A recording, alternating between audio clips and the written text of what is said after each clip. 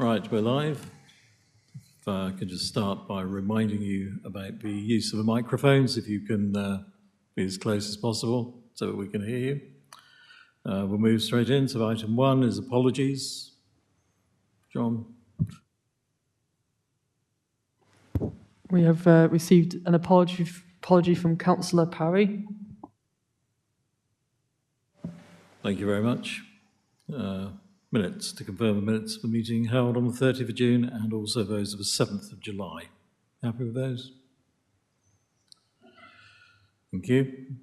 3 declarations of interest. Anybody? No. We'll move to item 4, which is the public participation. And there are 2 questions, or there are questions. First one is from Carol Cheji, which I hope is the right pronunciation of your name. Apologies if not. She's unable to attend, so I will read out her question, which is the swap report, item 6 on the agenda, states at page 7 that its counter-fraud team has recently completed an investigation arising from a whistleblowing referral. What was the referral about and what was the outcome? I also get to read the answer, which is as follows. So, the council was contacted by a whistleblower in August 2024, making allegations against a member of staff, citing alleged potential conflicts of interest and circumventing procedures alongside accusations of bullying. The resultant swap investigation identified systemic failures with how this work was carried out, including our financial and procurement rules not being followed, a lack of oversight of interim staff and budget approvals, poor record keeping, a lack of transparency in contract awards, instances of potential conflicts of interest and breaches of the Council's Code of Conduct for employees. A summary of the swap investigation findings has been made available to the public.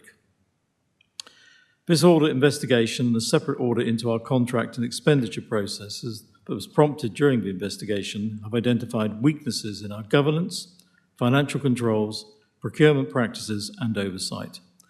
We take this seriously, and we have already begun to implement an action plan that will strengthen our financial oversight and budget monitoring, improve procurement and contract management processes, review recruitment and management for interim and agency employees, provide enhanced training and guidance for employees, especially those who manage budgets and procurement, ensure regular monitoring and reporting from officers to the Audit and Governance Committee.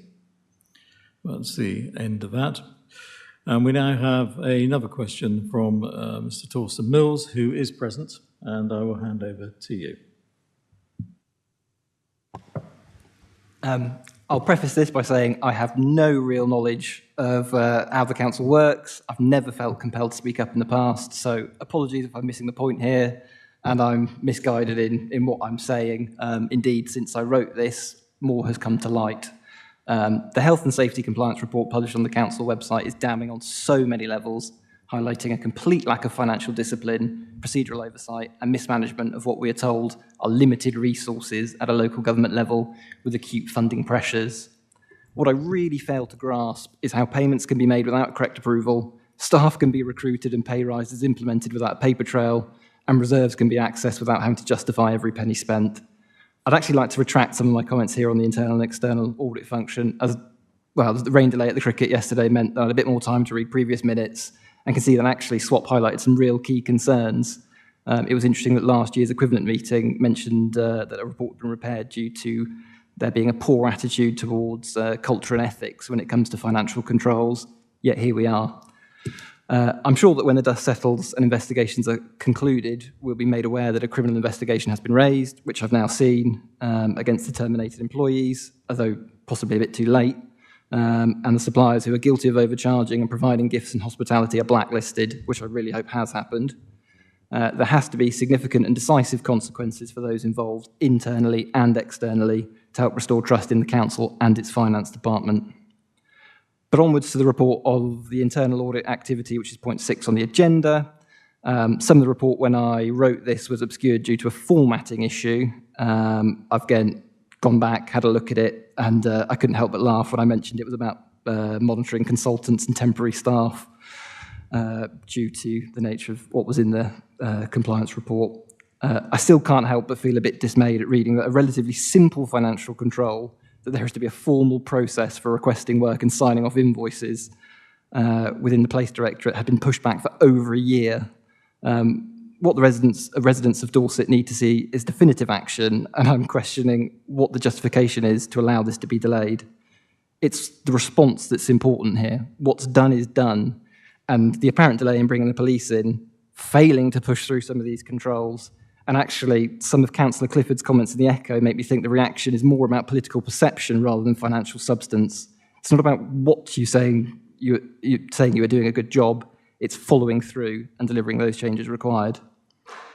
Looking at Table 2 of the Internal Audit Plan progress, and I'm aware that this is a little out of date because it related to 2023 to 2025, it is also apparent that a single department didn't reach the green standard of a sound system of governance, controls and risk management, with over 40% of departments showing significant gaps and weaknesses. Now, I'm not blaming actual internal audit for this. Their role is simply to report and provide recommendations, and there is only so much that can be achieved without a decisive shift in management culture and financial governance. So what is actually being done at a departmental manager level, considering this isn't the first time a lax attitude to controls has been noted, to help facilitate the change and make sure things like this don't happen again?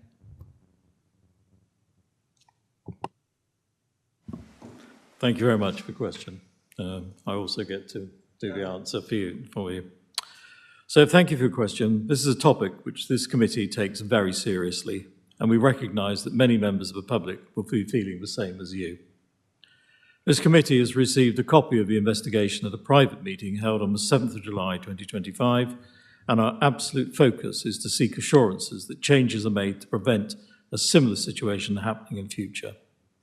This situation is very much ongoing, and rebuilding public trust will be core to how the Council moves forward from this. Your comments and questions helpfully set some of the context for committee members ahead of considering item 6. First question is around delays to the audit action. The deadline has been revised twice. Officers have confirmed, but one, they're working to the new deadline of 30th of September 2025 and remain on track. And two, the action is to establish a formal process for work relating to housing. Typically, this is the work carried out at properties which the Council provides for housing. Work is requested by the housing team, and then delivery is overseen by the assets and property team, and can range from general maintenance work through to more significant works between tenancies. There are processes in place. The work is to strengthen these and formalise the process, such as the sign-off process once work has been completed, to ensure the highest quality of work is provided for our tenants. Turning to your second question, this committee will be receiving a report from Sally White, Assistant Director at SWAP, at item 6. We'll be able to set some context for the report. There will be an opportunity to further explore Table 2 on page 9 of the SWAP report in more detail. Until then, a brief response is as follows. The audit coverage ratings are based on the total number of audits undertaken in each strategic risk area, and then an average of these opinions is established. The audit plan is agreed on a rolling basis through a continuous risk assessment in collaboration with officers, together with a wider understanding of the risks facing councils more generally, to inform the approach at Dorset. The tables in this report act as a useful guide for this committee in assessing adequacy of coverage on what this committee sees as the most significant risks. This item will be discussed in full shortly on the agenda, so no doubt this aspect can be explored more fully. I thank you for taking the time to raise these questions, which will no doubt help shape the discussions at this evening's committee and beyond. Thank you very much. So we move to the end of public questions. We move to item 5, which is the minutes of the Audit and Governance Subcommittee and no meetings held. Item 6 is report of the Internal Audit Activity Progress Report 25-26, and this will be introduced by Sally White. Thank you, Sally. Thank you, Chair. Sally White, Assistant Director, SWAP Internal Audit Services. The progress report for July provides a key update on audit activities, progress towards adequate management of significant risks, and implementation of audit actions. As you'll see on page 1 or page 6 of your agenda pack, There are no new limited assurance opinions that have been issued since our update in June, when we reported on our work regarding contract and expenditure compliance with scheme of delegation and council constitution. We are starting to work on follow-up of some of the actions that are falling due currently, and we will provide a formal report at our next update in October. We've completed a review of the governance framework for our future council programme, and due to the significance of this work for the council, we have provided a copy of our full advisory report on pages 8 and 9. We're pleased to report that all actions in connection with our work on response to climate emergency have now been fully implemented, although future audits will revisit this or related areas. All actions bar one have been completed in relation to the significant corporate impact of effectiveness of business continuity planning. The target date for the last action has been moved to the end of December, and we'll follow this up to confirm completion at that time. Members can see the follow-up reports on these two areas on pages 10 and 11. Pages 3 and 4 show the table of audit coverage, and in the light of the question earlier, I'll try to provide a more detailed explanation of what these tables are showing. Table 1 shows SWAP's audit work from May this year, mapped across to the Council's new principal risks. Table 2 shows our work from May 2023 to May 25, mapped against the Council's retired strategic risks. In terms of the table and the various levels of coverage, none means that there has been no audit work related to that risk area. Some audit coverage will indicate that between 1 and 4 pieces of audit work have been completed in that area.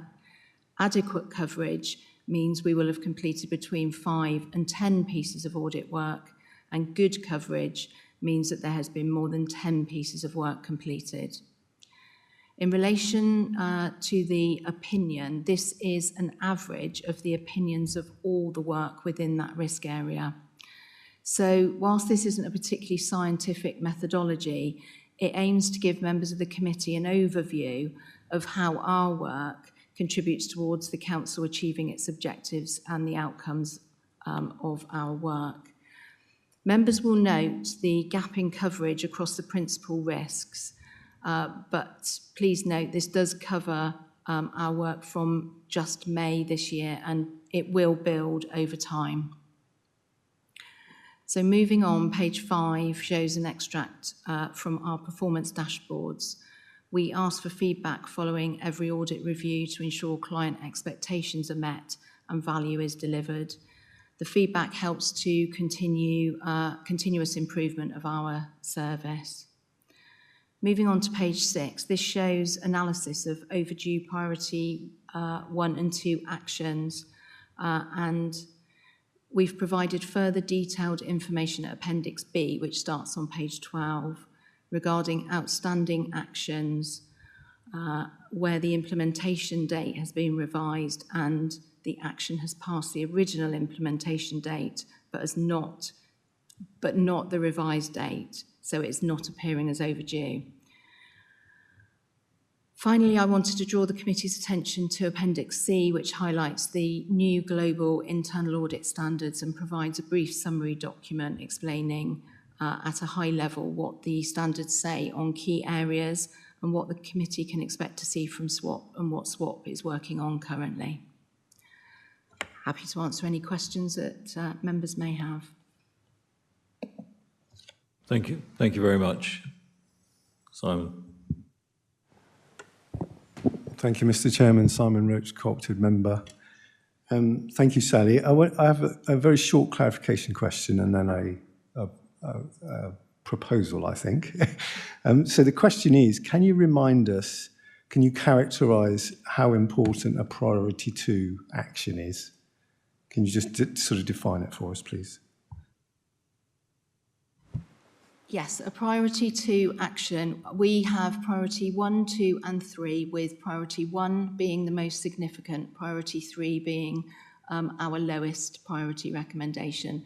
Priority 2 is an important recommendation that we believe requires senior management input and is significant. Thank you very much. So I'm gonna focus on the word significant and the fact that you want senior management to take them seriously. So when I look at page 19 and 20, where we've got a table of actions not yet due but with multiple revisions, you know, there's quite a list of those. And actually, when you look at the revision dates versus the original dates, we're talking, in some examples, 500 days, 457 days, 365 days. These are very significant delays in implementing these actions. I know, Mr. Chairman, we've spoken about follow-up on audit actions previously on a number of different occasions.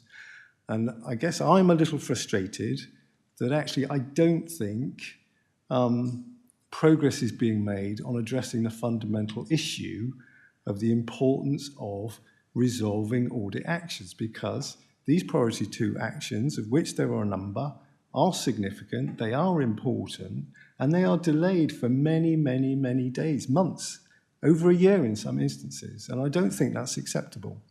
What I'd like to propose is that if we have actions that have revised dates of, I don't know, more than 6 months or 9 months if they're priority 2 or priority 1, I think that they should come to this committee, that audit should remind us exactly what the risk is that is being carried because the action is not complete, and the directorate leader and the accountable owner for that action should be able to explain to us not why there's a delay, I'm less interested in that, but how the risk is being managed whilst the action is still outstanding. That is the important thing, because we're just carrying risk for a long period of time otherwise. Thank you very much, Mr. Chairman. Thank you very much. Strangely, that sort of echoes a conversation I had with Sally last week, where I said that in future, when we have this sort of levels of delay, we must see the officer in question. We must have a full update of exactly what's going on and why. Sometimes there might be a logical reason, but as you pointed out, when these are over a year, or 500, 400, 300, that's a long period of time. So anybody who's listed on here with long delay, we will be looking forward to seeing them at the next meeting for a full explanation. I think that is fair. Is everybody happy with that? I agree with that. Thank you. That's a positive outcome. Because as we've said, there's pointless sitting here looking at these reports, nodding them and putting your hand up if we're not going to do anything with them. So when we get delays of this nature, I think it is only fair that we ask the questions. And that's why we're here. So that's what will be happening. So at the next meeting, that will be a section of the meeting in relation to this particular list. Okay, thank you very much. Any other questions in relation to this? No? Thank you then, Sally, for that. We'll move to 7, which is the annual information governance, and that is going to be presented by Mark Eyre. Thank you very much, Chair, and thank you, Committee. So I'm Mark Eyre, I'm the Service Manager for Assurance, and I'm joined this evening by James Fisher, who's the Council's Data Protection Officer. So just as a first point, picking up the concerns of the committee members about report length, I've stripped out a lot of the context around our information governance structures and placed that into an optional appendix. That was really for the benefit of new members of the committee and, of course, members of the public that may be reading the papers. So the report looks at activity from the Strategic Information Governance Board, its working groups, and the various teams that support it. Primarily, that's the information compliance team, which is part of my assurance service, the information management function, cybersecurity, and business intelligence. Now, there's a lot of information in that report, and I wasn't going to run through all of it as part of a opening statement, but I will just pick out a few headline bits of information, if I may, Chair. So firstly, there were 382 data breaches within that financial year, of which 14 were reportable to the Information Commissioner. In response, we've implemented new sensitivity labels for documents and emails as part of our E5 rollout. Longer term, that technology should be helping to reduce that exposure, particularly as a high proportion of the data breaches are related to email. And I think longer term, that technology will help move that down. There's evidence to suggest that it does. But in the early stages, there is a chance of an increased element of reporting, largely due to an increased awareness by individuals that a breach has actually occurred.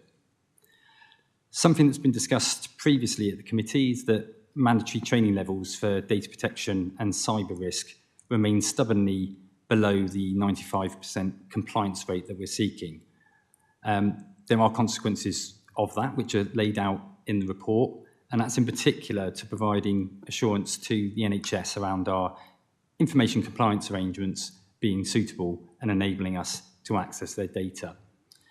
Since we last looked at this as a risk, we've had agreement from the senior leadership team to implement stronger compliance measures, which will mean that continual levels of non-compliance could lead to systems access removal for users, and we're looking at how that will be implemented at this point in time. The paper also includes some performance statistics that show an increase in information requests. It includes a copy of the Strategic Information Governance Board's action plan. That's moving slower than we would like, but we've recruited into an interim post of data protection analyst who's going to drive forward a number of those key areas, and they should be starting working with us by the end of this month. And then the final point I was going to make is that changes in technology provide clearly efficiency opportunities, but they also open up to us new threats. So there's been a lot of focus across the information governance area around artificial intelligence governance within the last year. That's included developing acceptable use policies, and also now we've blacklisted other sites other than Copilot, unless there's a good business case for other use. I think probably, Chair, I'll stop that there and open up for any questions that the committee may have. Thank you, Mark. Can I just ask one question just before the others? 71% relate to email. And I've tried to find the information from a report, which is, it does mention in 5.4.3, page 33, but it doesn't really say breaches of what? What, 71% of information, or you just explain it to me, because it seems a high number. Yeah, I mean, it would largely be where an email has gone to, say, for instance, the wrong recipient, and that can be a minor breach. It could be a more significant breach. It's going to depend on what the content of that email is. But that will be a big chunk of them. Will be that type of risk, and that's where that new technology and the sensitivity label starts to improve that, because it's identifying that at an early stage and flagging and warning with users. Okay. Ryan, do you come to? Thank you, Chair. Yeah, Councillor Ryan Holloway, member for Wareham Ward. Thank you for the report on this, Mark, for bringing the committee. It's not really so much of a request, it's just more of an observation, really, Chair, that obviously this is obviously as an annual report, but I would just like to get the officer's opinion about whether this should come back a bit more on a regular basis to this committee, because, as you say, there's a lot of information on this report and a lot of detail in there, and I think I would be a little bit more, I think it could be better, I think, for this committee to maybe sort of have a follow-up from this report, sort of like 6 months down the line, if possible, Chair, because I think, because a year is a long time, and a lot can change in a year.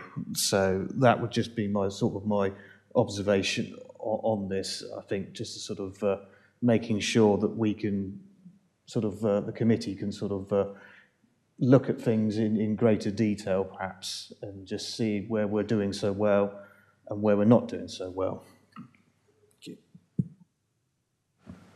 Want to?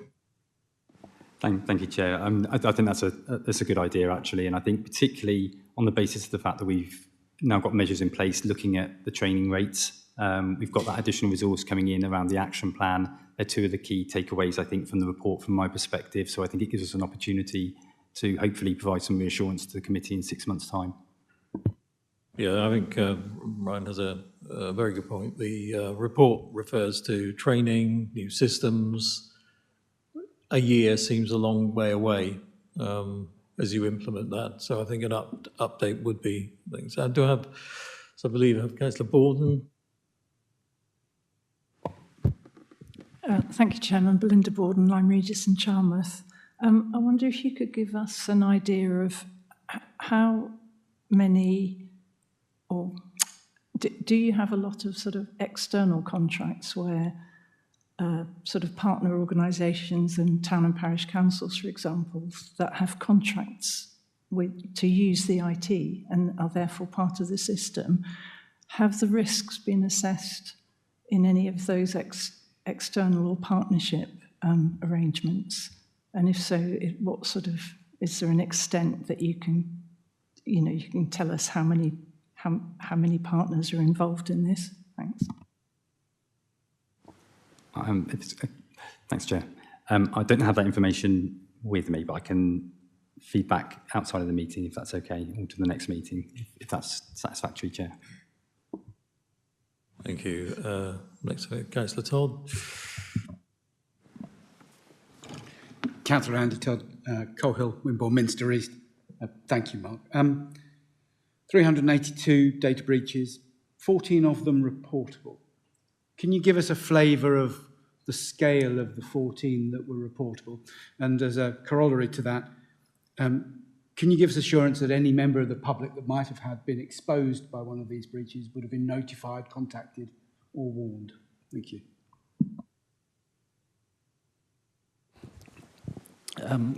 Thank you for the question. I'm James Fisher, Data Protection Officer, and in my role, I am generally the one who reports the breaches to the Information Commissioner's Office. I don't have the exact proportion of the 14, but I can confirm the exact number afterwards if necessary, but a significant number would have been notified to the data subjects. That decision will be based on whether we determine there's likely to be a high risk to the individual's rights and freedoms. So, of course, in the case of very personal, sensitive data that, for example, could have been sent to a third party by mistake, and that third party has then seen the information, that would be a typical scenario where we assess it and do determine that the breach of privacy does warrant notification to the individuals so that they can take steps to protect themselves if necessary, and also exercise the rights that they have over their data, and any rights that may arise in relation to the fact the organisation in that particular instance has breached the data protection legislation. Our process does ensure breaches are notified to individuals where required, and sometimes we're not strictly required from a legal perspective, but it can of course sometimes be the right thing to do. So if it would help, we can provide figures on that.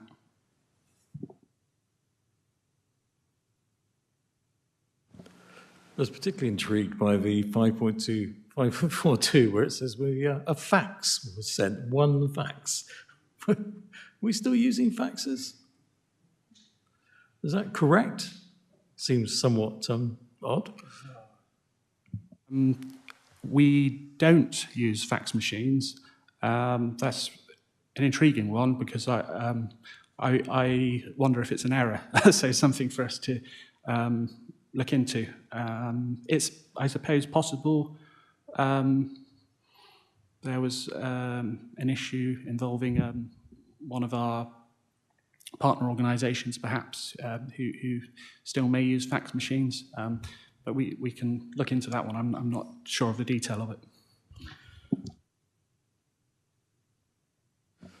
Okay. Also note that as well as the 14, there were 2 external reports as well, but overall no enforcement action taken by the ICO. But it does mention there's a number of recommendations came from the ICO. Did we follow those all up and action them? Yes, so when the ICO write to us, they will usually provide a set of recommendations, which are often quite generic, things that they suggest organisations consider implementing, and those are then referred to the relevant service manager or head of service in the area that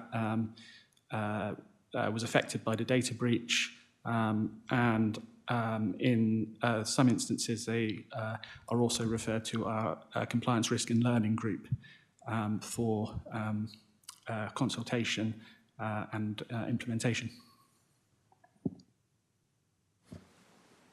I was looking for a yes there, really. Right, come to Councillor Haynes. Thank you. Councillor Jill Haynes, Chalk Valleys. Sort of following up a bit on this, I think part of the problem is there's not enough detail in it. In fact, there's probably too much detail.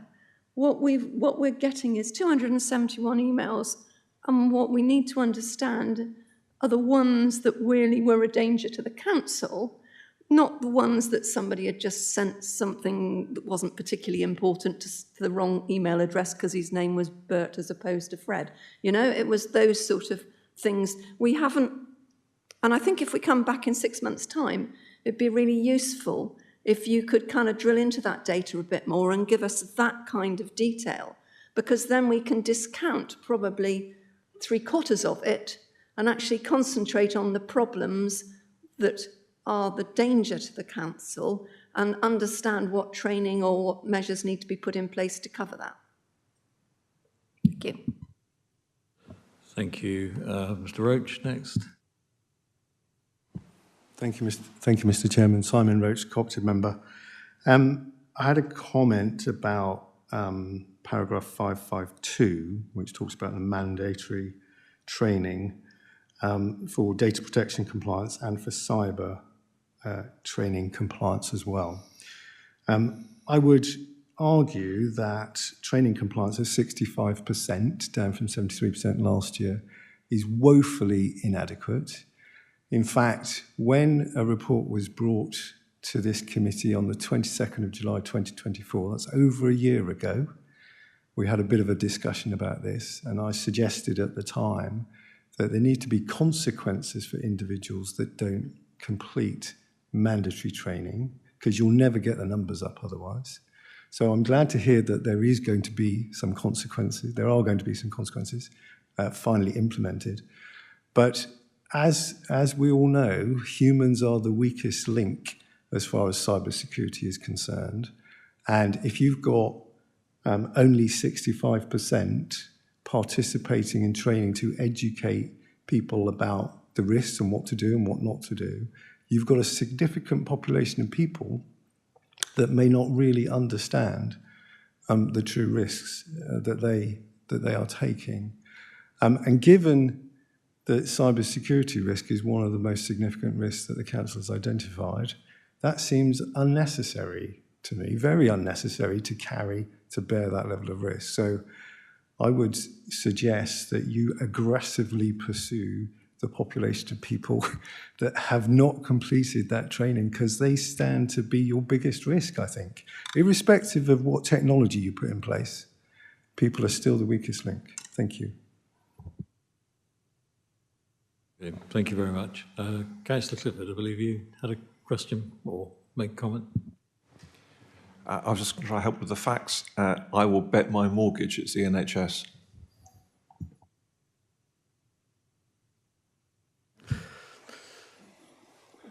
I would have thought you were on a safe bet. Any more questions? Sorry, Councillor Hazard.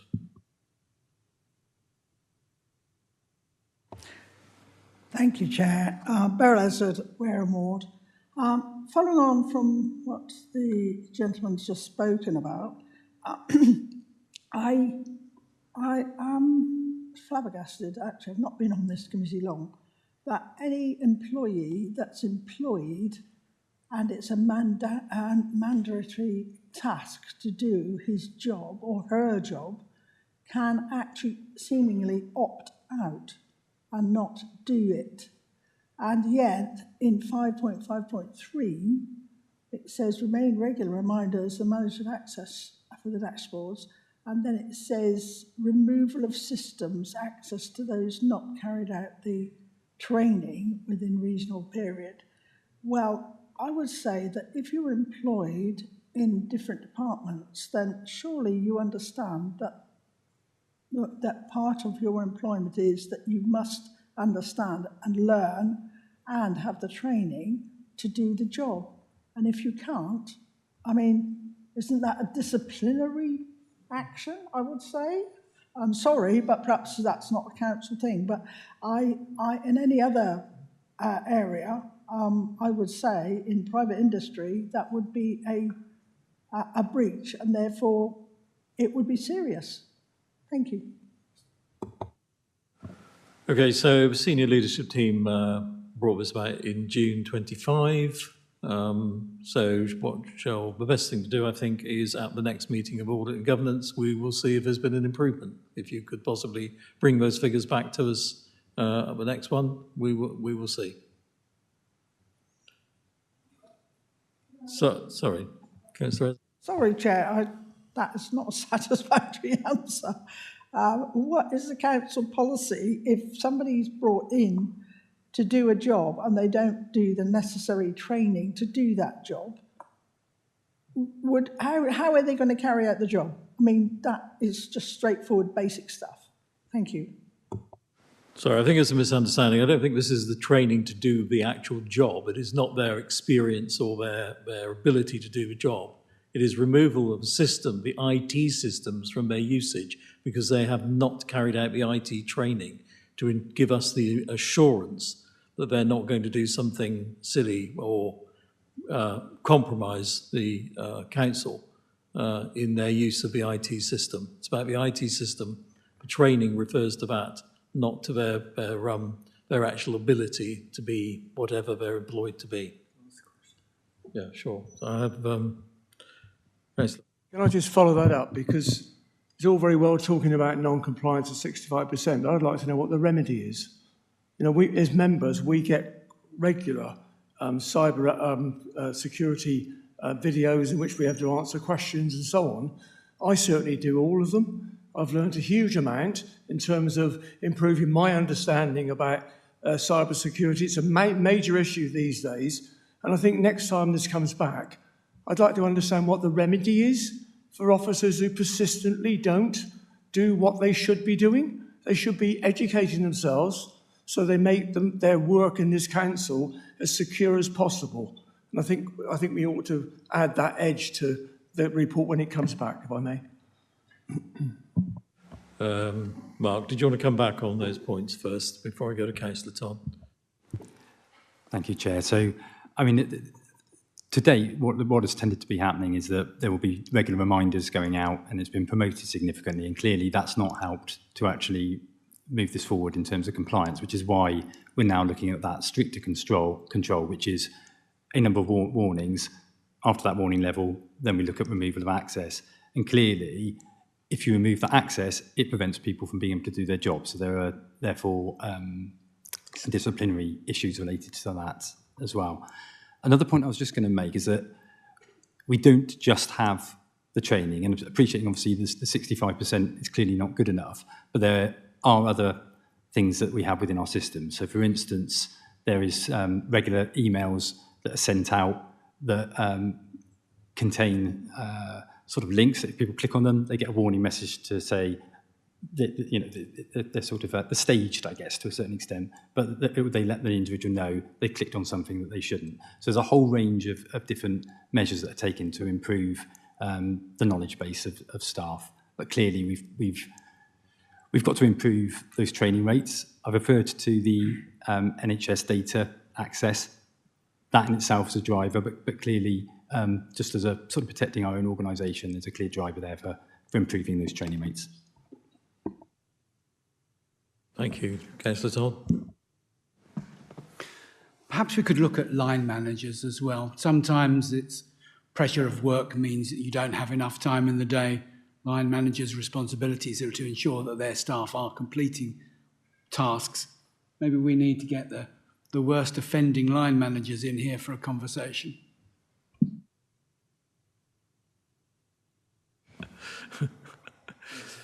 Indeed. Right. Einsack. Thank you, Chair. Yeah, Councillor Neil, I think Egerton Ward. I just wanted to follow up on a different point, actually, which was jumping back a fraction in relation to the service continuity exercise that was carried out, because you mentioned that that's fundamentally an inherent risk for the organisation. So I just wanted to get a sense. I couldn't see anywhere in the report you make reference to a number of lessons learned and an action plan being in development. So it would be helpful to get a sense of what did come actually out of that exercise and how far advanced the action plan is in terms of deadlines and things like that. I'm just trying to get a sense of the gravity of what came out of that. And also just out of interest, when prior to this exercise, the previous, most recent service continuity kind of test was? Thank you, Chair. If I answer that bit first, I think that was the first one that we'd done for Dorset Council. So there had been some previously for some of the predecessor authorities. In terms of the action plan following the exercise, that was all undertaken by colleagues in ICT. So I'm probably not in a sort of good position to answer it properly. We are due within our Strategic Information Governance Board and its supporting groups to have an item where that action plan is presented to us so that we can look at it in a wider group. But I don't have that detail at this stage. But if we're coming back to report further, Chair, perhaps we can incorporate that within the next paper. Any more? Right, okay, so the recommendation to committee are asked as one, note the annual update on fraud protected disclosure activity. 2, approve a revised protected disclosure whistleblowing policy. And 3, approve the new counter fraud and financial crime policy. That's where we are, isn't it? No, sorry. I'm on the wrong one, aren't I? I do apologise. That's my fault. So it's just a recommendation is to note the 24-25. I've managed to move an entire thing forward. Sorry about that. Sorry.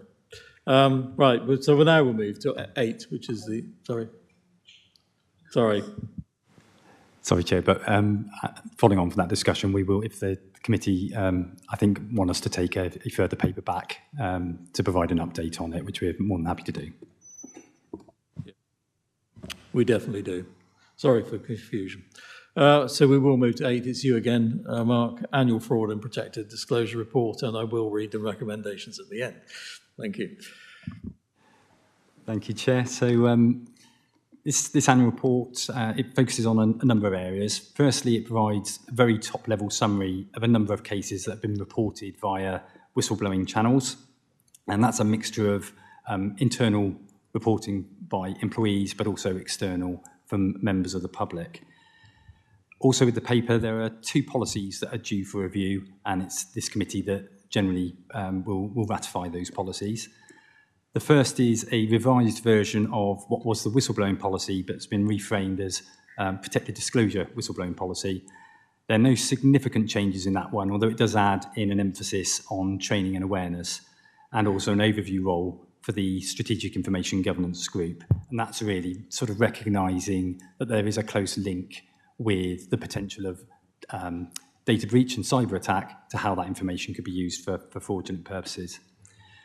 The second policy that's included is the Counter Fraud and Financial Crime policy, and that's a new one. It brings together a couple of policies that were previously separate, which is the Fraud, Bribery and Corruption policy and the anti-money laundering policy.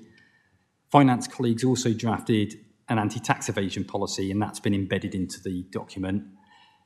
The rationale for combining those was that there was a lot of duplication across the different policies and a few inconsistencies. So I wanted to bring them together all in line into a single document that could be more easily accessed by staff.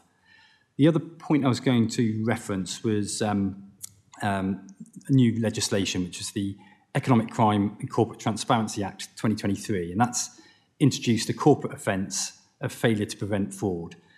It applies to large organisations and holds them criminally liable if an associated person, like an employee or agent, commits a specified fraud offence intending to benefit the organisation. So it's primarily impacting on the private sector, but there are elements there where a local authority could also be vulnerable to that legislation. I've referenced that into the policy and built where I perceive that we have a number of gaps into a compliance matrix which forms Appendix A of that report. The key actions identified there relate to improving our training for all staff, but primarily risk-based training focused on higher fraud risk areas. Also, whilst we've undertaken a fraud risk assessment process with a lot of assistance from SWAP a number of years back, and that's been embedded into our corporate risk process, that is a self-assessment process currently, and therefore we want to review that further. I think that's probably the main things I was going to raise, Chair. Hopefully the committee will be content to ratify the policies, but again, if I pass back to you for any questions that the committee may have. Thank you, Mark. Questions? Mr. Ong first. Roger Ong, co-opted member. Just a question relating on effectively page 87, which is talking about what I used to call money laundering reporting. It's the fact that if a member of staff is aware of something and needs to report, I think you need to make clear in your document that if they fail to do that, they are personally liable as well for non-reporting, not just a question of passing it on. And I don't think that's clear enough on that particular section. So it's in 5.3 on page 87.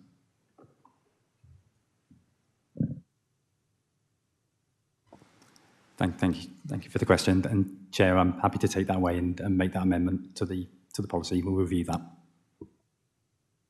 Thank you. Do you want to say something? Thank you, Chair. It's just really not so much a question again. It's just more of an observation on page 61 on 4A, where it says about annual fraud and protected disclosure. About fraud and whistleblowing training is available, but is not mandatory. I know, as I say, but I probably would like that maybe. Personally, I would like that, I think, tightened up a little bit, I think, in future, because obviously, again, you can't have enough training. You can still, Chair, it's always, training is what we all do in all of our jobs, and I think that we should be encouraging staff members to take up more of that sort of thing, even though it states it's not mandatory. So I just think we need to look at that a bit closer.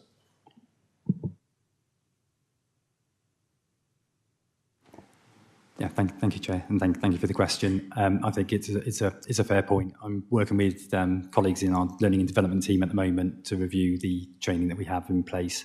I think, as I sort of state within the report, at the moment it's perhaps not as visible, that training, as it needs to be, and the take up is relatively low on it. So we certainly recognise that as a weakness that we need to improve. But I think it's about tailoring that training for the right areas. There will clearly be some people that just need a basic, very, very basic awareness, for instance, so that everybody understands what whistleblowing is, understand the protections that sit with it, versus services that pose a higher fraud risk, where officers there will need a greater level of training. So I think that's what we've got to balance out over coming months, I think. We also did discuss with the monitoring officer. I was a little bit concerned when I first read the report about just the anonymity of the actual whistleblower, but received some assurances from monitoring officer that but that process is robust. It just seemed that initially when I read it, but you had to basically identify yourself to actually to become a whistleblower. Anyway, I'm confident that is robust. But yeah, happy with that? Okay. There are no other questions. I'll now read out what I read out before by mistake. So, recommendation of committee on this number 8 is to note the annual update on fraud and protected disclosure activity. 2, approve a revised protected disclosure whistleblowing policy. 3, approve a new counter fraud and financial crime policy. And 4, note the compliance matrix. Happy with that? Happy? Yeah. Some sort of indication, chaps, if you wouldn't mind. Thank you. So I'll move to number 9, which is the annual emergency planning report, and believe it or not, that is Mark Eyre. Thank you.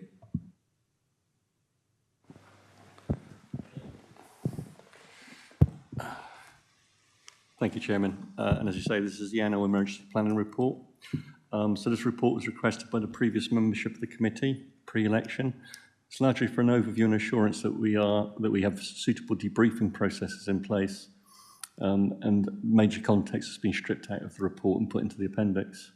There's a key message. Firstly, we've refreshed our business continuity framework following an internal audit that we commissioned, as we have concerns over frequency of plan updates across the services, and this is now in a much better position. The report provides a summary of the wide range of call-outs that the team have managed, some large, some small. The council's held debrief sessions for larger incidents as a learning lesson is key. I'm just going to pass over now to Mark Eyre, the Service Manager for Assurance and for Emergency Planning, to take you through it. I remitted myself saying that I am Councillor Shane Bartlett, Ward Member for Wimborne and Cabinet Member for Planning and Emergency Planning. I do apologise, Chairman. Thank you. Thank you very much. Questions? Councillor Holloway? Sorry, Mark, do you want to say more? Or? Yeah, you do. Okay. Sorry, Chair, I'll just add a little bit more context, if I may. I think one other thing I was really going to draw to the attention is that at a national level, there have been 2 documents released by central government in the last few months. Firstly, there's the UK Resilience Action Plan, and secondly, the Strategic Defence Review. Both of those really emphasise a growing focus on resilience, and that's in terms of the role of national government, local government, other emergency responders, and there's a real clear emphasis on community resilience within that as well. So it's going to take a little bit of unpicking, and we will see, it's sort of very early stages in terms of those documents being introduced.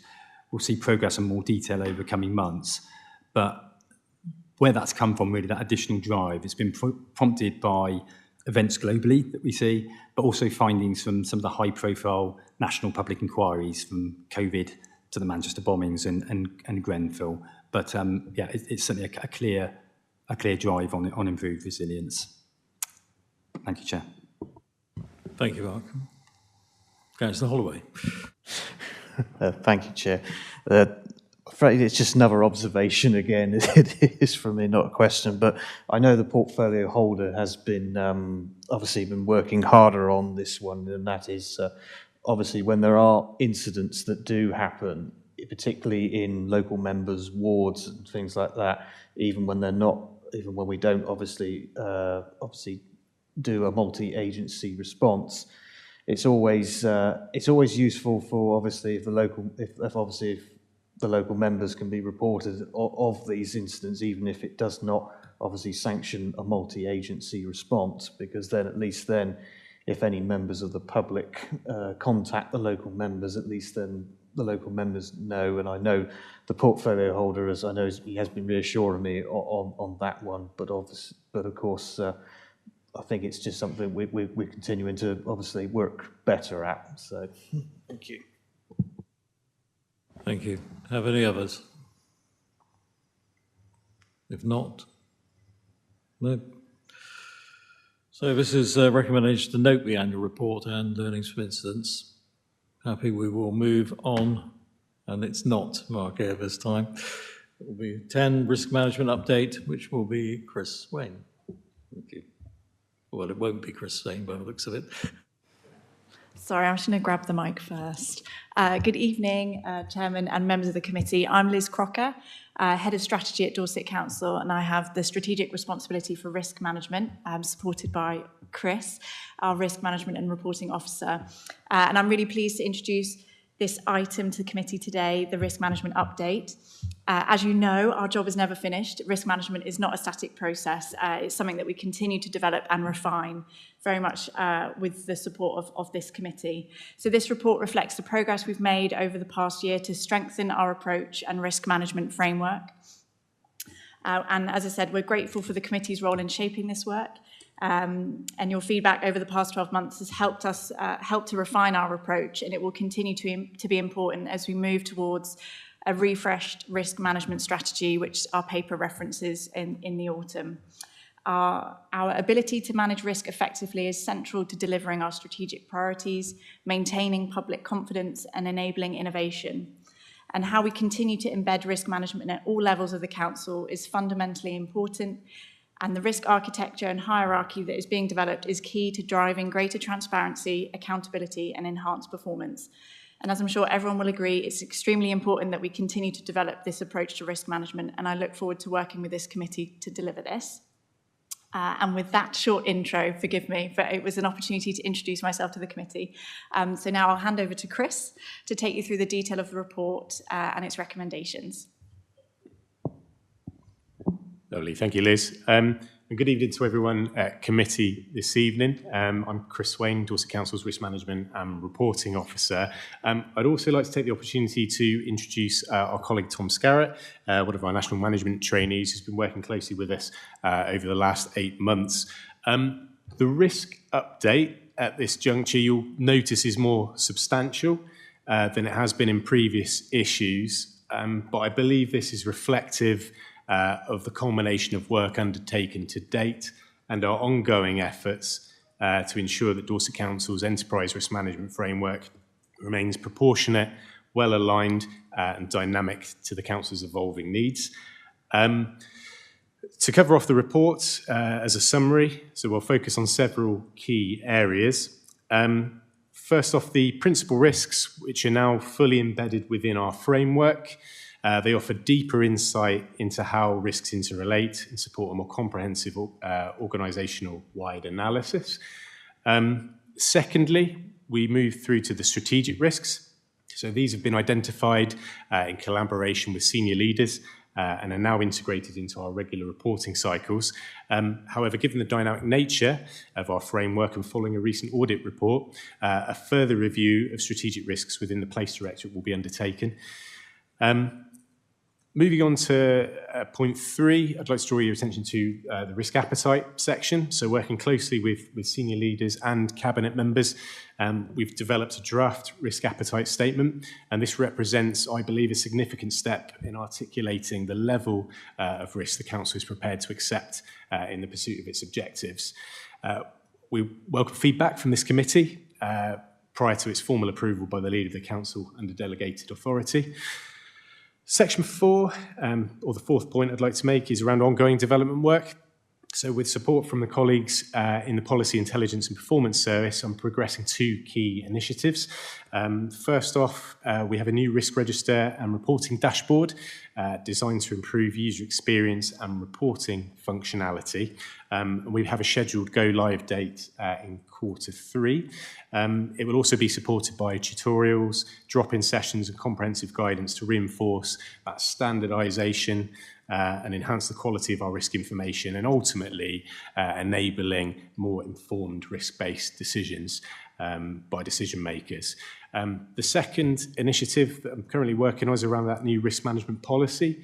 So this will consolidate much of the work that we've outlined in this and previous reports. And I look forward to presenting that to the committee the next time we have the risk management update in October.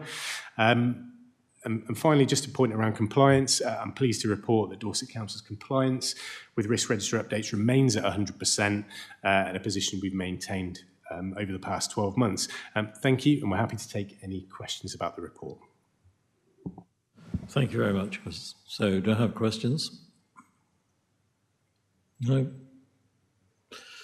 Well, It was a light evening for you then. I was expecting more than that. But, and no feedback for the leader.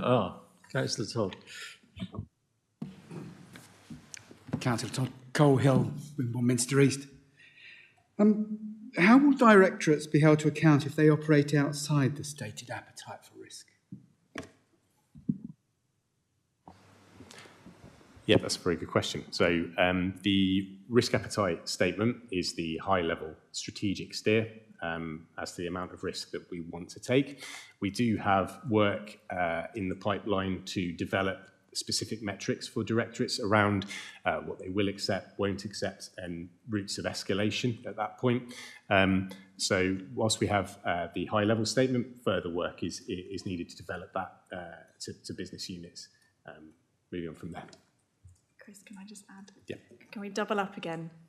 May I just add a little bit more? I think also within Chris's update highlighting the changes, highlighting the changes and the enhancements to our risk reporting register, there's also the opportunity for officers to identify a risk as falling outside of the risk appetite, which would automatically escalate it for SLT consideration.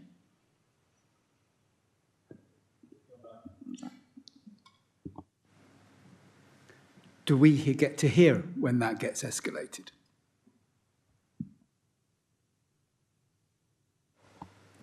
I think because we're absolutely committed to continue to work with the committee, and the best way that we can embed our risk appetite framework, that would sound a very proportionate and reasonable thing we could report into this committee.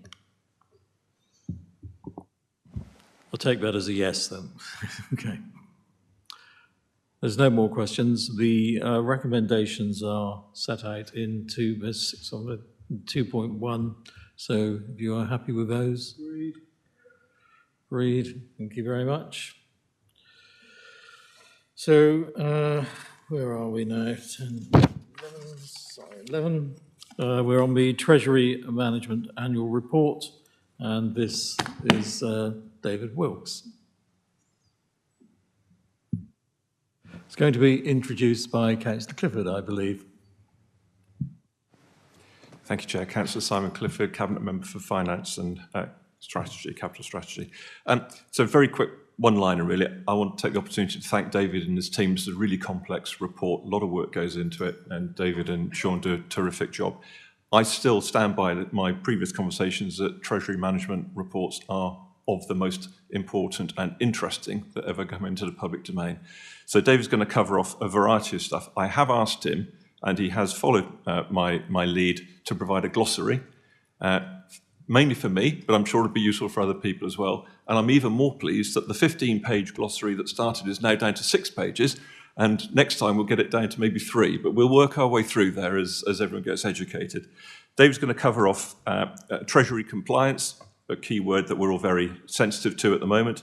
He's going to look at the external context, which I always find is fascinating, the local context, the capital financing, so the amount of money that's required for our capital building, and then borrowing. But I'll hand over to him. He's the expert in this.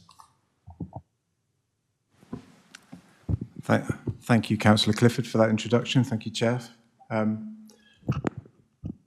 So the Council follows SIPFA's Treasury Management Code of Practice, which means that each year we need to produce a Treasury Management strategy for the forthcoming year, a mid-year update on progress against the strategy, and then finally an annual review of activity, which is this report. I'm not planning to go through the report in detail, but I'll highlight what I think are a few key points, and I'll try to answer any questions you may have. So moving on to in the brief summary, or as stated in the brief summary, which is on page 155 of your agenda pack, all Treasury management activity in the year complied with the limits and parameters included in the Treasury Management Strategy for 24-25, which was approved by the full Council alongside the budget in February 2024. And there's more detail in sections 7 and 8 of the report going into those parameters and those limits. Moving on to the external context, I wasn't going to say too much about the external context, which is on page 157. Appendix 1 includes a a large amount of detail in terms of the external context. So the importance of this is that treasury management activities don't take place in a vacuum. We do need to consider what's happening in the wider economy and in financial markets. And probably the biggest external factors are interest rates for us. And we saw over the course of the year, the Bank of England's Monetary Policy Committee reduced the bank rate from 5.25% at the beginning of the year to 4.5% at the end of the year. And that's important for us, particularly because the returns we can get on our cash balances tend to follow this rate quite closely. And also the rate of interest that we have to pay on short-term borrowing follows that quite closely also. Moving on to the local context, there's a table on top of page 158 which summarises the key numbers. From this you can see that the capital financing requirement increased over the year by £46 million to £434 million at the end of the year. But this is also £50 million less than was budgeted. So when the capital strategy and the treasury management strategies were agreed in February 24, £50 million less than we expected at that point in time. And that's due to higher than expected slippage in the capital programme over the year. Looking at borrowing, external borrowing increased by £68 million over the year, from £225 million at the beginning of the year to £292 million at the end of the year. Again, this is less than was budgeted at the outset of the year, £20 million.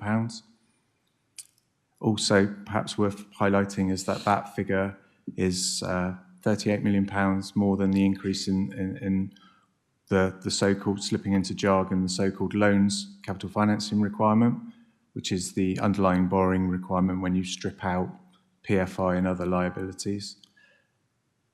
And this has been offset by an equal and opposite reduction in what's called internal borrowing. And this is the use of reserves and other balance sheet resources which could otherwise have been invested, which instead are used to offset the need for external borrowing.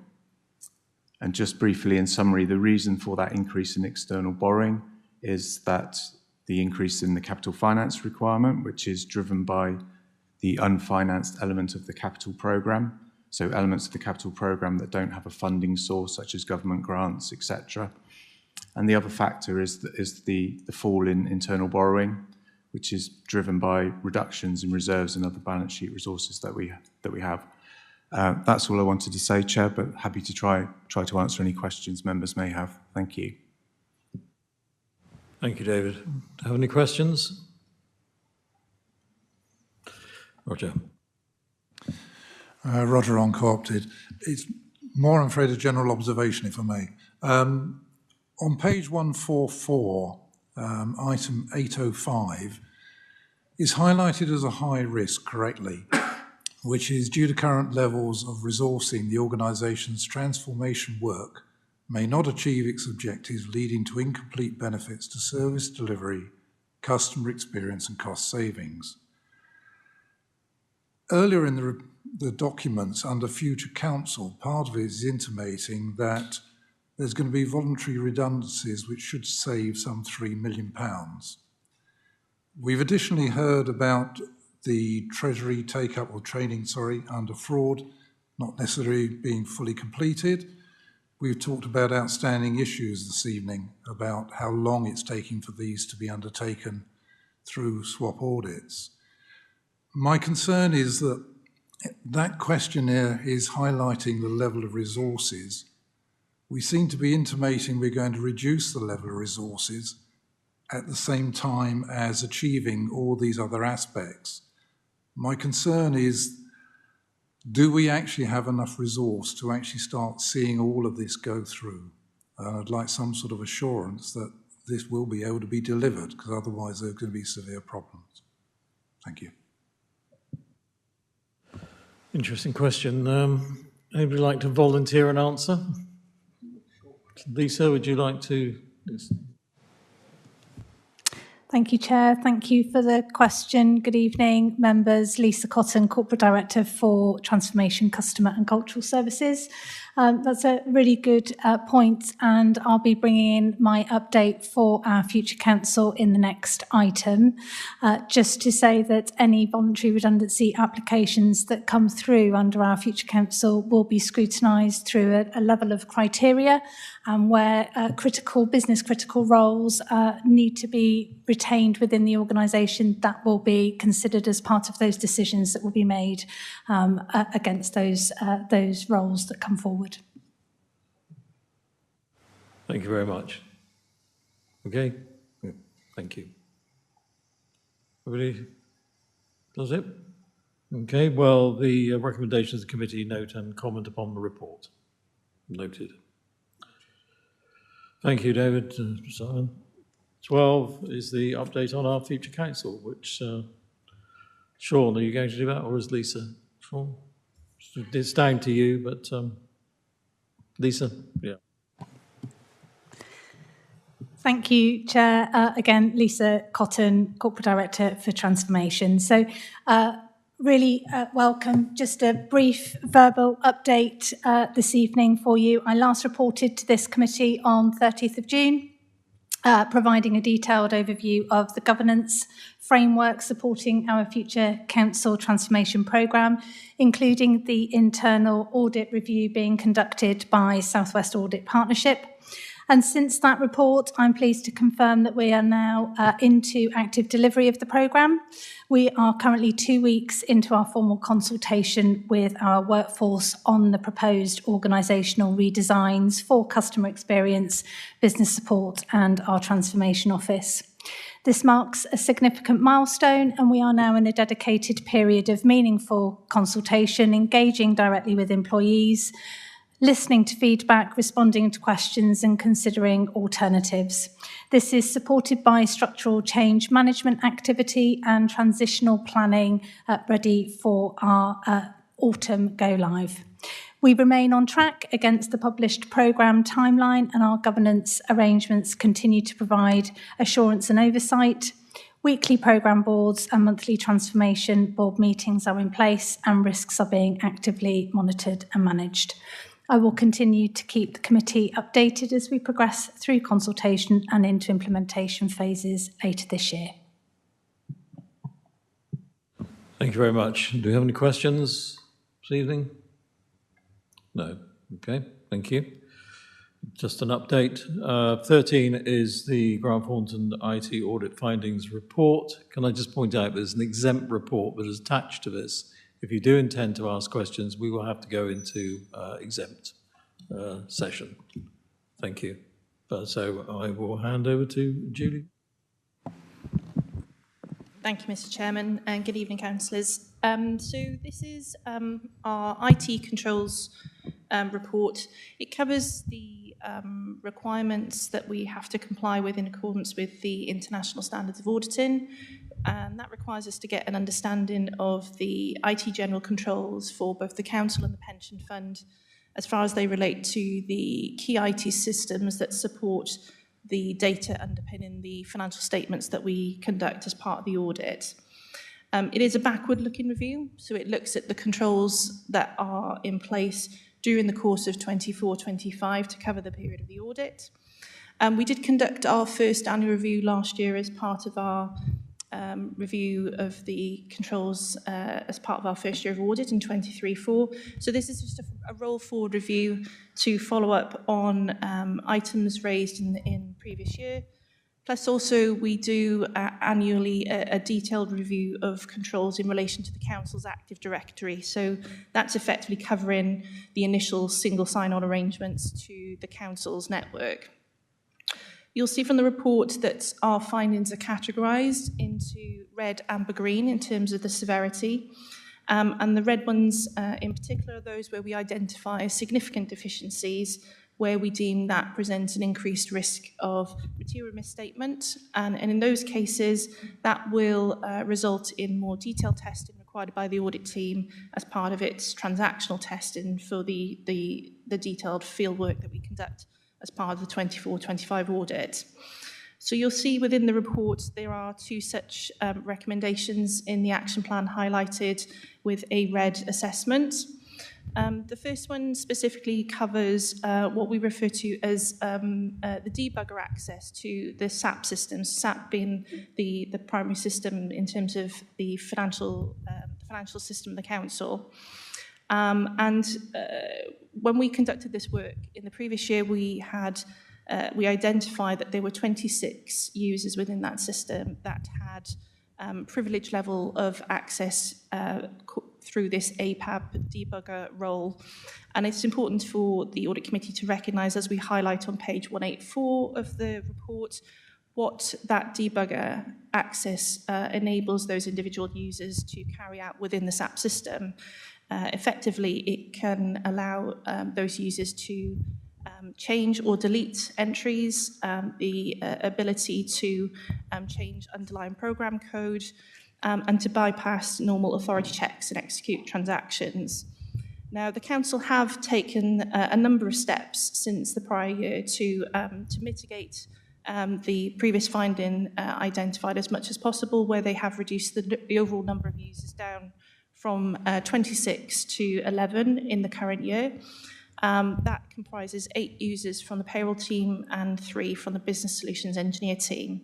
Now, we understand from our inquiries with management that the council did try to mitigate that further. However, because there are some customised tables that need to be run to support the running of the council's payroll, that number of users could not be reduced further at the time. So we do recognise the progress that the Council has made, but it's important that I highlight to Audit Committee that whilst those 11 users remain with that level of privilege access, that does of course present a risk to the Council of continued unauthorised access and change functions within SAP. We do, however, understand that management are looking for further alternative controls to be put in place to mitigate that residual risk, which I believe are in the process of being considered at the moment. We'll obviously continue to follow up this as part of our ongoing work for future periods. The second significant finding, which is on page 188 of your papers, relates to third-party privileged user access on UPM. UPM is the system supporting the pensions information that supports the pension fund financial statements, where we identified that there were specific vendor users within Civica, the third-party provider, that have both privileged access and generic accounts to allow access to that system. We did try to make some inquiries with Civica, the system provider, in terms of the adequacies of their controls. Quite often, third-party users provide what we call a service auditor report to give some assurance over the adequacy of the controls that they have around access controls.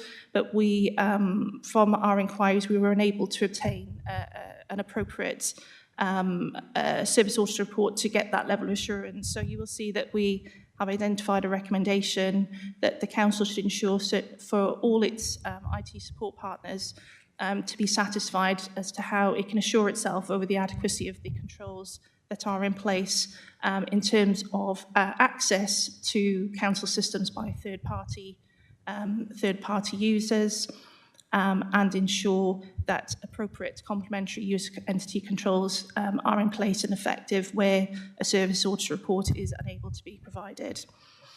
There are a number of other lower level recommendations within the report, which I won't go into detail, Chair, but I'll pause there and I'm happy to take any specific questions. Thank you. Thank you. Mr. Roach. Thank you, Mr. Chairman. I'm afraid I must have missed the exempt item, but I do want to ask questions about this, so I don't know what that means in terms of us being in public forum.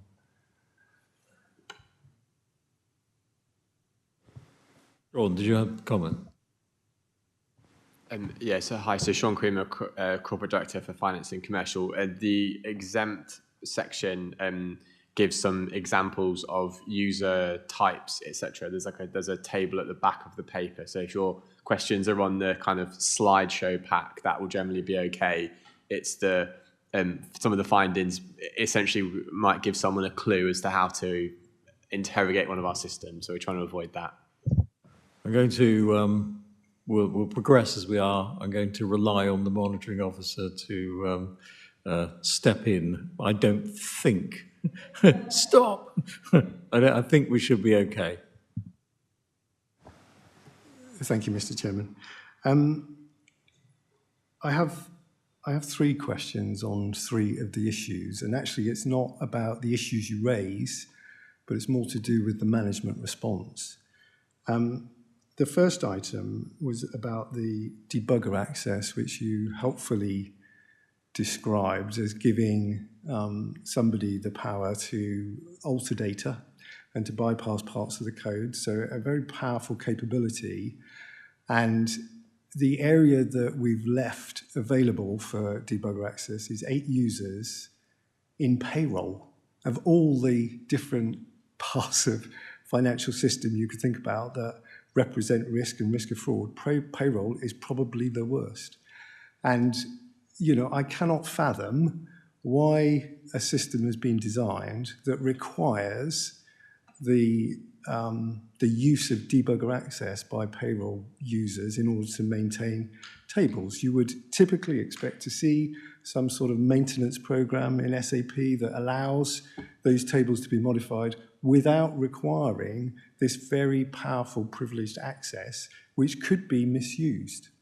And so I think my comment there is that I think if we are to believe the risk appetite that was articulated earlier, which said we are going to we have no tolerance for security risk, then we cannot leave payroll users with that level of power. I think it just represents too significant a risk.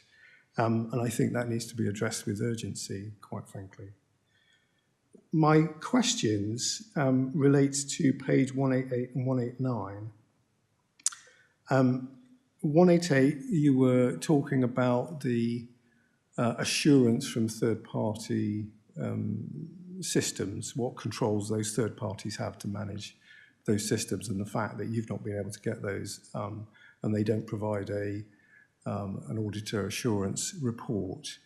And you raise a recommendation to suggest that the council should actually look at those third parties and satisfy themselves that those assurances can be offered.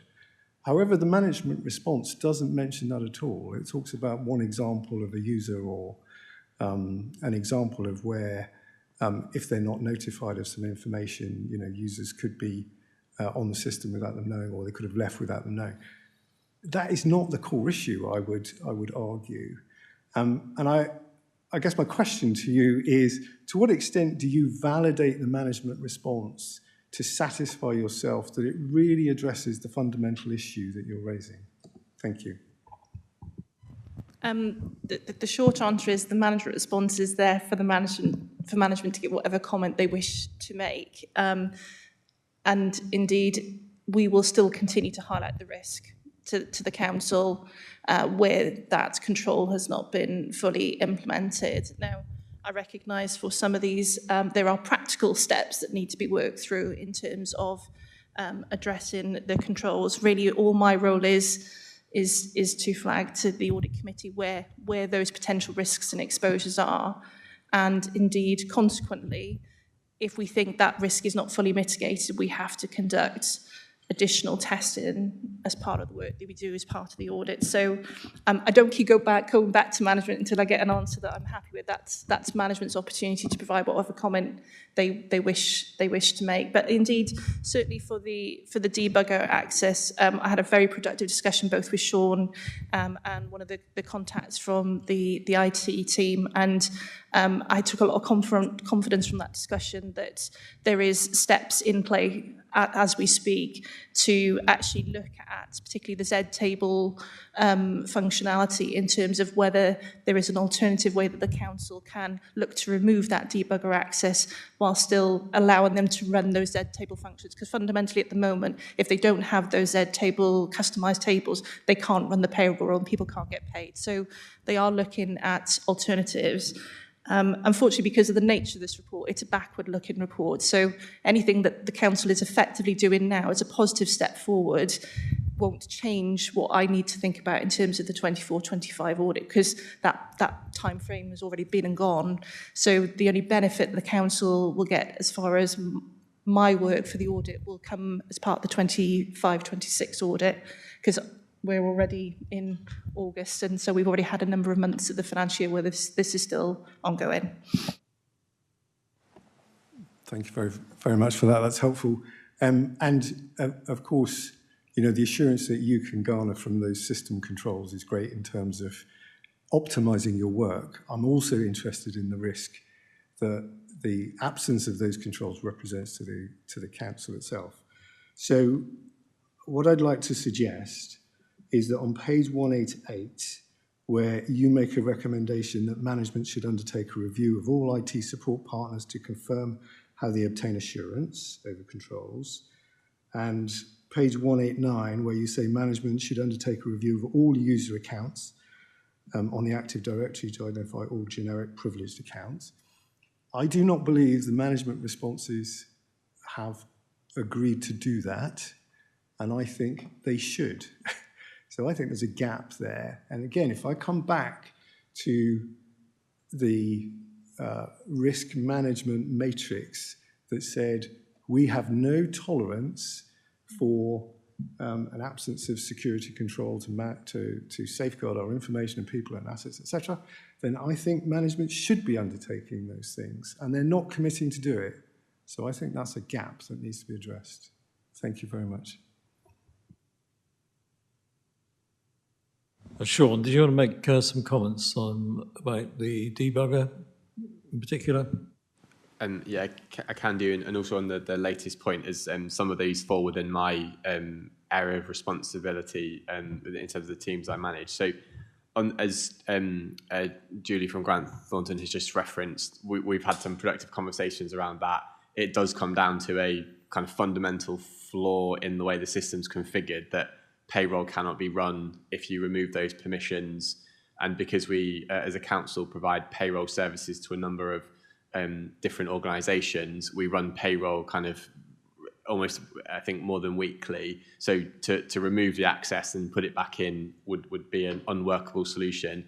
But we are closely working with Grant Thornton colleagues on using their experience of SAP users across the country. How have they configured things differently? Have they been able to address this situation, to try and draw on that experience? So far, we haven't found a solution which maintains the ability to run payroll in how we've set it up, that is workable. But there's some there's one last throw of the dice kind of thing going on at the moment, of which the team are confident seems to be, the early testing seems to be positive. But again, we're working closely with Julie's team to see whether we're fully sweating the system as much as possible to address this situation, to remove that privileged access and make sure people get paid on time.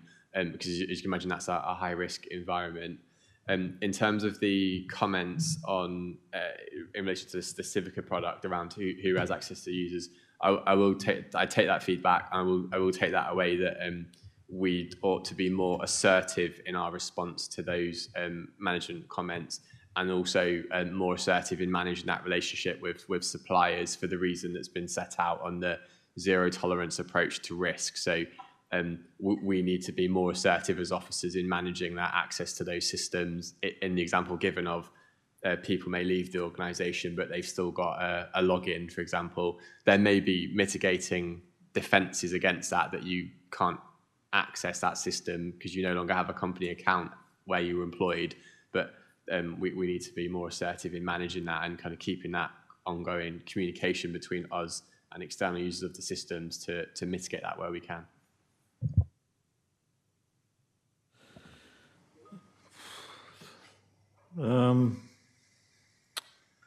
Obviously, I should have probably mentioned at the beginning that you are now the interim Section 151 officer. So thank you. Any other questions? I mean, obviously, how can you be happy when it's red, red, red, red all the way down? I'll come back to you, Simon. Then I'll get.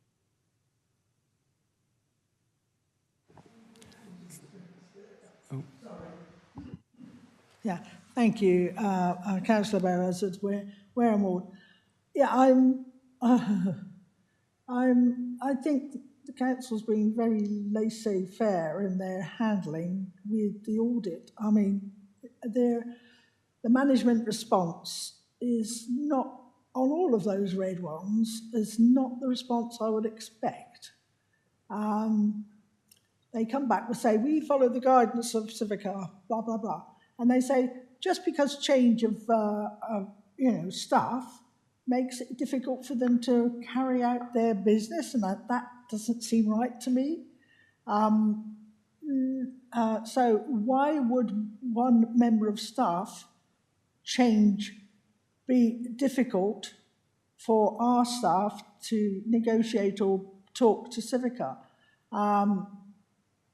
So in that particular item that I'm looking at, and I'm thinking, that is a bit crazy to me.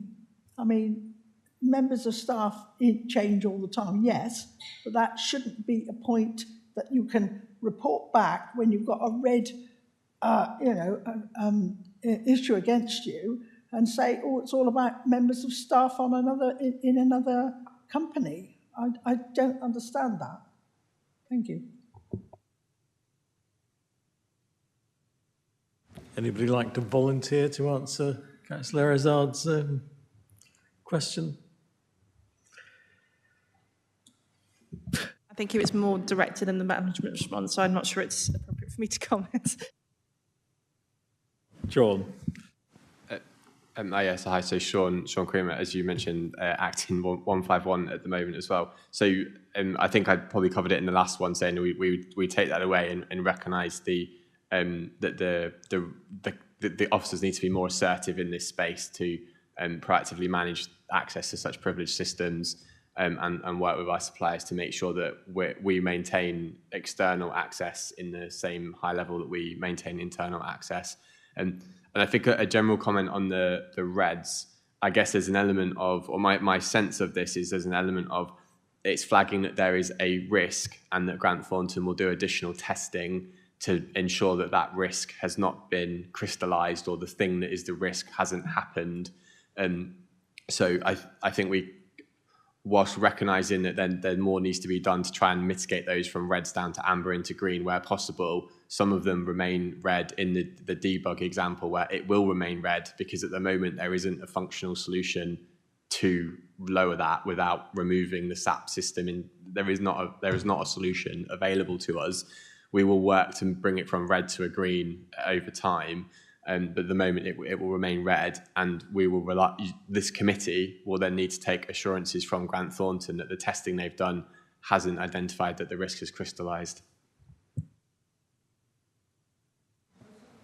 you want to come back? Back, yes, thank you. I mean, it still points to 1 point failure. I mean, you have one member of staff and then you've got a failure if that doesn't connect.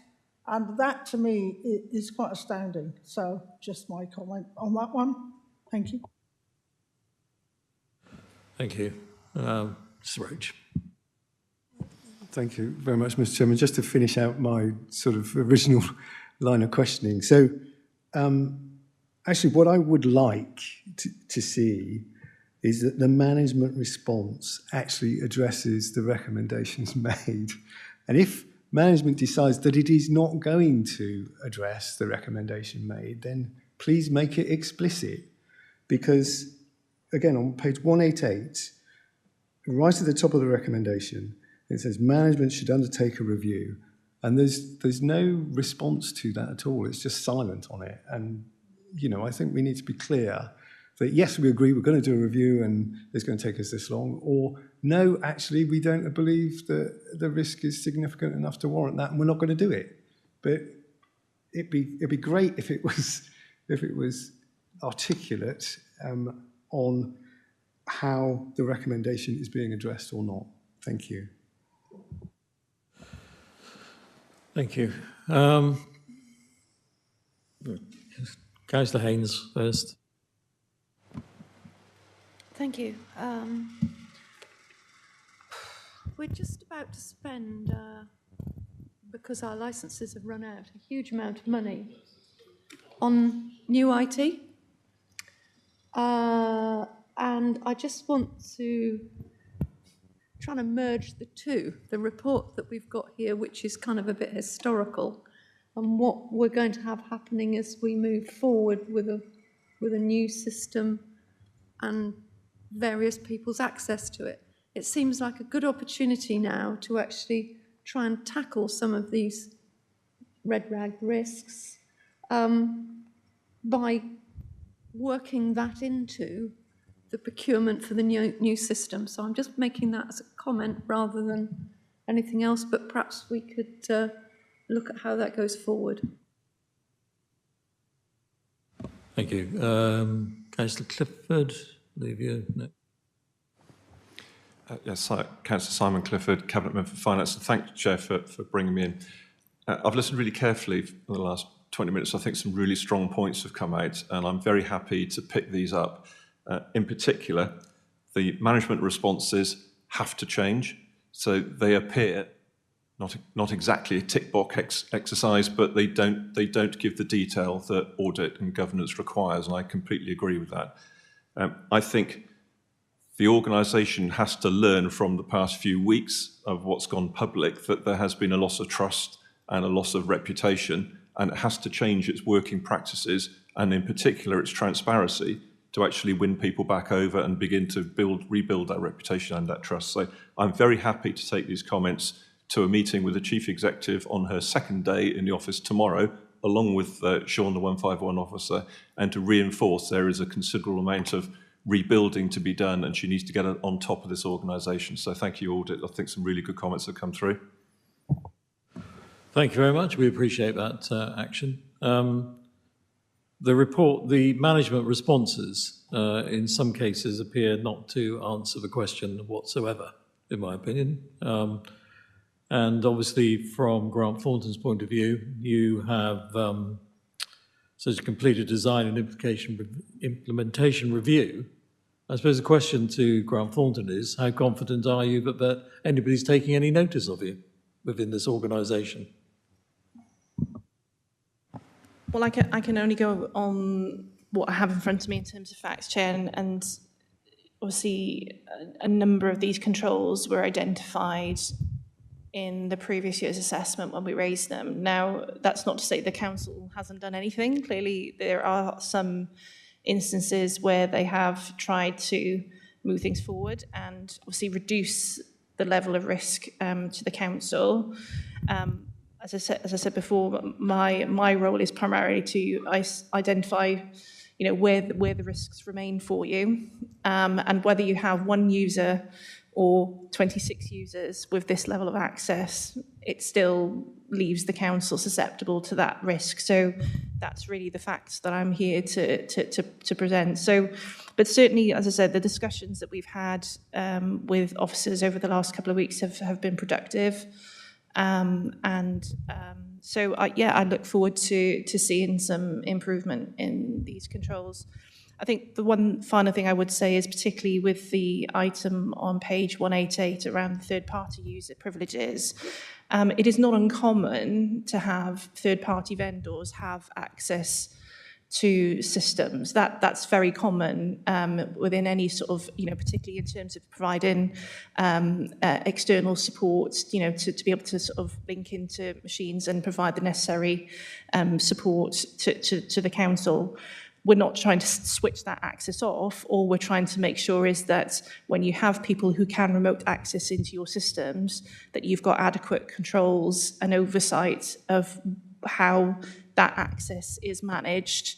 and that you have confidence in the suppliers that you are commissioning these services from, that they have good controls in place to manage that oversight. We only have to look at, very national public situations, involving things like the post office scandal, where you have third-party vendors who obviously did not fulfill those functions effectively.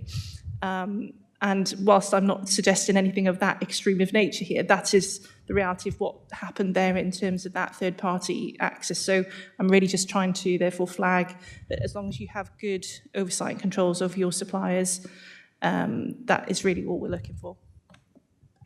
Yeah, thank you very much. In that particular page 188, seems that, well, it's not our fault, it's Civica. We're going to follow their guidelines. Or, by the way, they don't always tell us. So it doesn't seem to be a very particularly robust response. Since someone should be going back to Civica saying, you need to tell us immediately, not when you feel like it, because that access needs to be removed.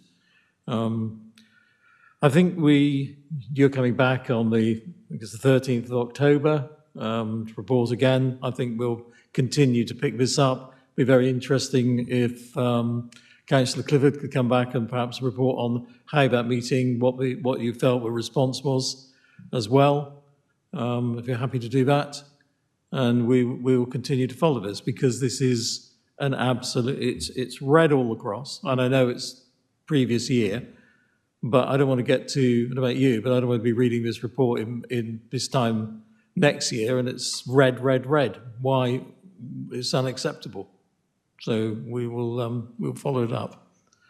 The recommendation, if nobody else has any other questions, is that the committee note and comment upon the report, which I feel that we've done. If you're happy, I'll move on. I thank you very much, Julie, for going. Thank you. So the work programme, just to point out that having just said that we have an interim section 151 in the work programme, I think you'll find Aidan Dunn is responsible for a lot of the reports. So I think we need to change that, if you don't mind, unless we're going to deal with BCP as well. I think we've got enough on our hands as it is. Sorry. Also, that Angie Hooper's moved on and there's a replacement, so that needs to be reflected in the forward plan as well. Thank you. We are nothing but good on technicalities, aren't we? We are. We're good. Is there anything else you want to add with? There's a few things that we've introduced this evening, but if you could update the work programme to bring back in October. Apart from that, anybody else have any comments you want to bring forward? As I said, in the 7th of July, we're going to continue to follow these up. We're going to be a lot more robust on these things, and we will ask for people to come, and in particular, earlier in the meeting, where we talked about the number of days that had not been responded to. That will be brought to the October meeting. So urgent items, I have none. Exempt business, I have none. That brings the meeting to a close. Thank you. I thought it was a more productive evening, I felt. Thank you.